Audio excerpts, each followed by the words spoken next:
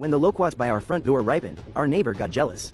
She secretly sprayed pesticide on our loquat tree, while I kindly warned the thieving villagers not to pick them. But the villagers wouldn't listen to me. I watched the sneaky figures outside my window. I took out my phone and secretly recorded the entire process of Zhe Kuixiang spraying the pesticide. After Zhe Kuixiang left with her sprayer, I didn't pick and throw away the pesticide-covered loquats. Instead, just like in my past life, I wrote a warning sign and hung it up. Sure enough, that afternoon, a few villagers came over with baskets to steal the loquats, thinking no one was home. Seeing Auntie Zhang and the couple, Sanzi and his wife, I couldn't help but mutter to myself. Just as I thought, they came. Neither of these families is any good. Auntie Zhang is notorious in the village for being petty and greedy. She steals from people's homes as if she owns the place. As for Sanlazy and his wife, that couple is just rotten to the core. They even blackmailed the Xiao family. I watched as both families enthusiastically picked the loquats. They were even breaking the branches and tossing loquats all over the ground. I sneered to myself. Go on, pick them, eat until you get sick for all I care. This time, I won't let the real culprit get away with it. She'd just turn it around and blame me. I took out my phone and found the village chief on WeChat. I asked the village chief to add me to the village announcement group. As soon as I was in, I immediately sent a big red envelope. That immediately got everyone talking. King Hua, where did you strike it rich? Sending such a big red envelope all of a sudden. I then posted the video of Zhe Kuixiang coming to my house to spray pesticide on the loquat tree. Then I cheerfully explained to the villagers, in previous years at this time, my family would always invite everyone to come and enjoy our ripe loquats as they please. But this year, our neighbor, Zhe Kuixiang, sprayed pesticide on the tree. I was worried someone might accidentally eat them and get poisoned, so I came up with this idea. To solemnly remind all you folks not to pick or eat them, and to please tell your family members too. To avoid any accidents. Upon hearing this, one of the villagers became furious. He couldn't help but curse, Zhe Kuixiang? What's wrong with that woman? Is she crazy? Spraying pesticide on someone's loquat tree for no reason? Is she trying to poison the entire village? That old hag is so malicious. She just can't stand to see anyone doing better than her. King Hua, you should get your parents back here right away to deal with her. The Xiao family only has a few trees, but don't they produce thousands of pounds of loquats every year? And loquats are expensive right now. They're going for 6 yuan per jin. If your family picked and sold all those loquats, you could make at least several thousand. Make Zhe Kuixiang pay for it. The villagers all started chiming in, one after another. They were even more furious than I, the actual victim, was. Yeah, in past years, we all got to eat those big, sweet loquats for free. This year, just as they were finally ready, Zhe Kuixiang had to go and spray them with pesticide. We have to just stand by and watch a whole tree full of golden loquats. But we can't eat any of them. Of course the villagers are going to be angry. I replied to the villagers in the group one by one, making sure everyone got the message. Only then did I lift my head and look out the window. By this point, Sanzi had already climbed up the loquat tree. He was straddling a branch, picking loquats, peeling them, and stuffing them into his mouth. Down below, his wife was just like a hungry ghost, desperately stuffing loquats into her mouth too. Beside them, Auntie Zhang was also picking and peeling loquats, stuffing them into her grandson's mouth. And in my past life, it was her grandson who pushed my grandmother down the mountain, killing her.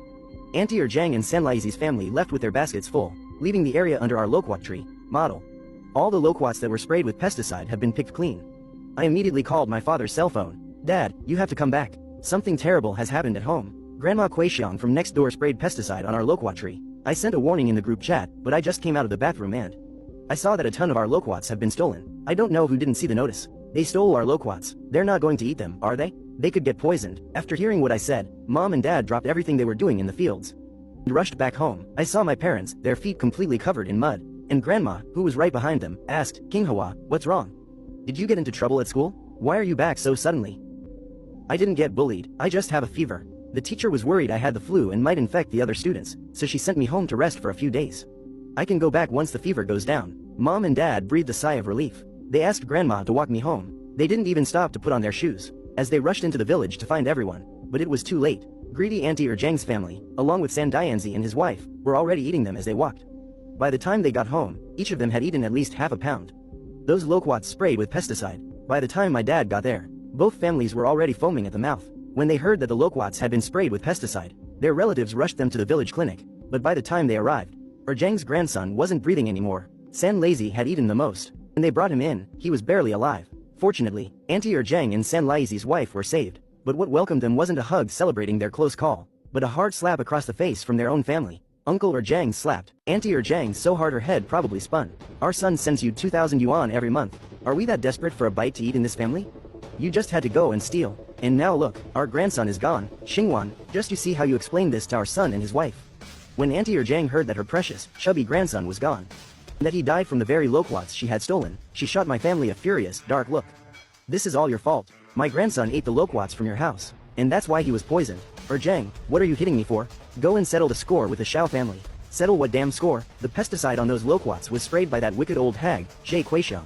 That's right, Zhe Kuixiang is the one who killed my grandson. That woman was never destined to have a son in her life. She popped out 3 girls and doesn't even have a single grandson of her own. She must have been jealous that I have a grandson, so she deliberately poisoned my precious boy. The couple ground their teeth, looking like they wanted to eat Zhe Kuixiang alive. In another bed nearby, San Laizi's old mother also grabbed her daughter-in-law's arm, making her see stars. You useless slob. I should never have been so soft and let my 3rd son marry you. If our son loves loquats so much, why didn't you just plant a few trees for him? It wouldn't have killed you. But no, you were too lazy to plant them yourself. You just had to go and steal from someone else. Oh, my poor boy. You're the one who killed him. Seeing the rage burning in the eyes of both families, I quickly forwarded the video on my phone to them. You all need to go find Grandma Kuixiang. It's all her fault for spraying pesticide on our loquat tree. She's the one to blame. The 2 families exchanged a look and took off running towards Zhe Kuixiang's house.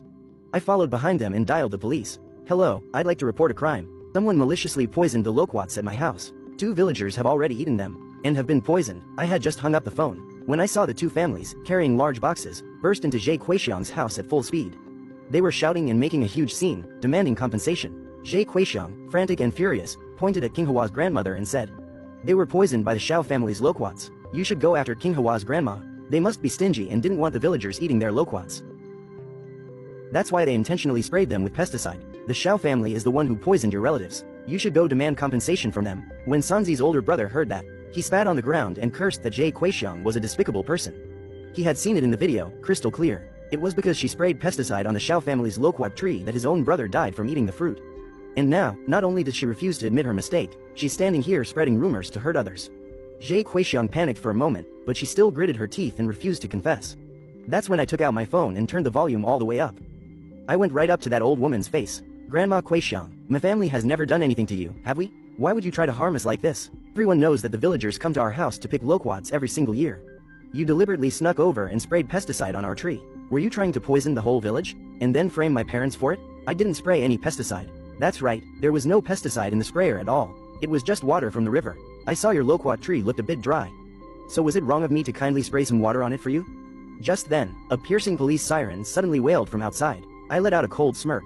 I put my phone away. The arriving officers cleared a path through the crowd. "Whether you sprayed pesticide or water, you can explain yourself down at the police station. I'm sure the officers will investigate this thoroughly and clear the innocent." "No, I'm not going to the police station. I'm not the one who hurt them. They were just greedy and insisted on stealing the loquats to eat." "What does that have to do with me?" Zhe Kuixiang struggled as the officers escorted her into the police car. The Zhe family's home was cordoned off with police tape. The officers quickly found the pesticide sprayer inside. They also found an empty pesticide bottle in the yard. After testing, the chemical from the bottle was an exact match for the residue on our loquat tree. Because I was the one who secretly filmed the video, I was also taken to the police station. "Xiao Qinghua, you knew that Zhe Kuixiang was spraying pesticide on your family's tree, so why didn't you go out and stop her?" I explained with a bitter smile. At the time, I had a high fever and felt completely weak. Plus, Grandma Kuixiang and my family have never gotten along, and there was no one else home. I was afraid she would attack me or curse me out if I confronted her directly, so I secretly recorded the video, planning to show it to my father later. To prevent any misunderstandings among the villagers, I even posted the video in the village chat group. Just in case someone didn't see the message, I also wrote a warning sign by hand and hung it on the tree. The sign should still be there right now. The officer continued his questioning. "So why didn't you intervene when the families of Zhang and Sanzi came to pick the loquats?" I quickly explained that I had a stomachache and went to the restroom behind the house. I didn't notice anyone come by until I returned and saw loquat leaves scattered in front of the door. The fruit on the tree was also noticeably gone, so I realized something might be wrong. I immediately called my family to tell them, and I even said I could provide my call history as proof. I unlocked my phone and gave it to the police. An hour later, I finished giving my statement and came out. Seeing me come out, my family immediately surrounded me. I took my parents' hands, and we went home together. However, just as we got home, we heard crying and smashing sounds coming from next door. "Stop smashing things, all of you, stop. Zhe Kuixiang was the one who sprayed the pesticide. What does that have to do with me? Zhe Kuixiang is your wife. It's her fault, so you're the one who has to pay. I'm going to divorce Zhe Kuixiang. As soon as she gets out of the police station, I'm divorcing her. She won't be part of this family anymore. If you want money, go ask her or her family for it." Zhe Kuixiang's husband's face was red with rage, but he didn't get any support from anyone. This man was famous for being a tyrant at home. He was always either hitting or yelling at his wife. His 3 daughters often got beatings from him before they were married, too. Ever since the daughters got married, they almost never came home except for short, obligatory visits during the holidays. It's no wonder, really. When they got married, their own father had personally thrown this saying at them. "A married daughter is like